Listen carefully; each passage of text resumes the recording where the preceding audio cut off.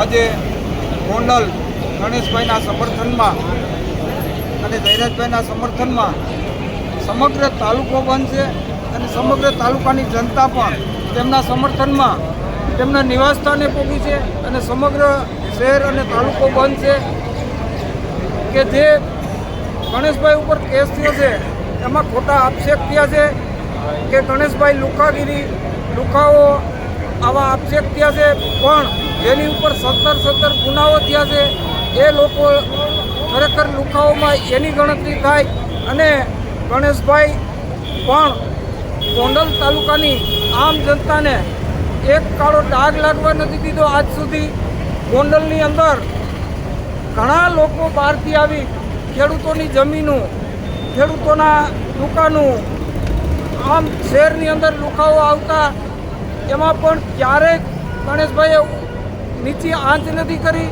અને જે ખેડૂતોની જમીનો લખાવી હતી 1 રૂપિયો દીધા વગર પરત તેમના ખાતે પાછી કરાવી દીધી છે. અને આ ગોંડલની જનતા સમગ્ર તેમની સાથે છે. આજના 30 વર્ષના શાસનની અંદર ગોંડલની અંદર ન ભૂતો ન ભવિષ્ય આ તાલુકો લુખાઓનો ભરેલો તાલુકો હતો, એને બહાર કાઢી અને આજ સજનતામાં લઈ આવ્યા છે. અને આ એક રાજુભાઈ સોલંકી જેવા માણસ જુનાગઢની અંદર આતંક મચાવે, 17 ગુનાઓ હોય જેની ઉપર, જેને મોટરસાઇકલ ભટકાડી પૈસા પડાવવાના ધંધા કરે અને ગણેશભાઈએ એની હારે તકરાર થઈ તો ગણેશભાઈ એમનો મેને કાંઈ ન કીધું હોય, આ લોકોએ કાંઈક એની હારે કાંઈક ને કાંઈક ચકમક ઝેરી હોય તો જ કીધું હોય, પણ એ લોકો એની ભૂલને સ્વીકારતા નથી હજી સુધી. અને પત્રકારો પણ એમને પૂછતા નથી કે તું ગણેશભાઈને તારે સમાધાન થઈ ગયું હતું તો રાતના 3 વાગ્યા સુધી તું શું કામ ન્યા ગણેશભાઈની રાહ જોઈને ઊભો હતો કે શું કામ ન્યા શહેરની અંદર ફરતો હતો. આ લોકોને કોઈએ આવી દબંગી કરવાની કોઈએ પરવાનગી આપી છે તો કેવી રીતે આ સમાજને, આ બધા સમાજને ગુંગળા કરે છે. મેઘવાડ સમાજ સારો સમાજ છે, બધા એમાં આવા લુખાઓ ન હોય અને લુખાગીરી ન કરે. આંબેડકર જે દેશના ઘડવૈયા છે પણ બધા સમાજને આંખો એની હારે દોરી અને સમાજને ગુંગળા કરવાના અત્યારે પ્રયાસ કરી રહ્યા છે. અને ખોટું જન આંદોલન ઉપાડી અને જે ગોંડલની સામે વીરવિઘ્ન ઊભું કરી અને ગોંડલની જનતાની સામે એને એક દુશ્મનાવટ ઊભી કરવી હોય એવા અત્યારે પ્રયાસ લાગી રહ્યા છે. ભાઈ, યાર્ડ બંધ કયા કારણથી બંધ અને શા માટે? આજે જે અમારા પરિવારની જેને વ્યક્તિ કહેવાય કે સમગ્ર ગોંડલના લોકોએ જેમને પરિવાર માન્યો છે એવા અમારા ગોંડલના ધારાસભ્ય ગીતાબા જયરાજસિંહ જાડેજાના અમારા ગોંડલના ગણેશભાઈ ઉપર જે રીતે આક્ષેપો કરવામાં આવ્યા છે, જે રીતે ગોંડલના ગણેશભાઈની છબી ખરડાવવાના પ્રયત્નો થઈ રહ્યા છે, એના માટે આજે સમગ્ર ગોંડલના લોકોએ નિર્ણય લીધો છે. એમાં તમામ અમારા ગોંડલ માર્કેટિંગ યાર્ડના વેપારી, અમારા મજૂર ભાઈઓ, અમારા કમિશન એજન્ટ ભાઈઓ અને ગોંડલના લોકોએ નિર્ણય લીધો છે કે ગણેશભાઈ સામો કાંઈ પ્રશ્ન હોય તો એ ગણેશભાઈનો પ્રશ્ન નથી, સમગ્ર ગોંડલનો પ્રશ્ન છે. એના માટે આજે ગોંડલને બંધ પાડવામાં આવ્યું છે. આસપાસના 84 ગામો પણ બંધ. હા, પરિવાર, ગોંડલનો પરિવાર એટલે અમારા ગોંડલના તમામ ગામડા આવી જાય, અમારી તમામ ગોંડલની મા બેન દીકરીઓ આવી જાય, ગોંડલના તમામ વડીલો આવી જાય. બધાએ એક સાથે નક્કી કર્યું છે કે જ્યારે ગણેશભાઈની છબી કોઈ ખરાબ કરવાના પ્રયત્ન કરશે તો એ અમે ચલાવી નહીં લઈ. એના માટે સમગ્ર ગોંડલે આજે નિર્ણય લીધો છે. નિર્ણય એટલા માટે લીધો છે કે ગણેશભાઈ છે એ ગોંડલના એટલે કહેવાય છે કે કોરોના કાળ હોય, ગરીબમાં માણસનું ઝૂંપડું હોય કે મોટાનો મેલ હોય, કોઈ ઘર એવું નથી ગયા ગણેશભાઈ સેવામાં ન પહોંચ્યા હોય. આ ગોંડલ ઉપર વાવાઝોડાની આફત આવી હોય કે આ ગોંડલ ઉપર પૂર જેવી આફત આવી હોય ત્યારે અમારા ગોંડલના ગણેશભાઈ ખડે પગે રહ્યા છે.